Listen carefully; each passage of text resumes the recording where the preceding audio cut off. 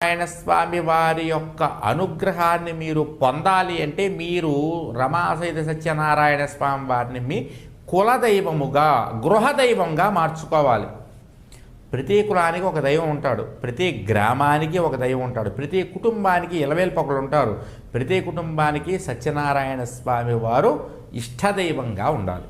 అందుకని ప్రతి యుగంలోనూ కూడా ధర్మ సంస్థాపన చేయడం కోసం నేను జన్మించినట్లుగా, నేను అవతరించినట్లుగా, అవతార అవ అంటే దిగివచ్చుట, తార అంటే నక్షత్రం, అవతార అంటే ఆకాశము నుండి దిగివచ్చుట.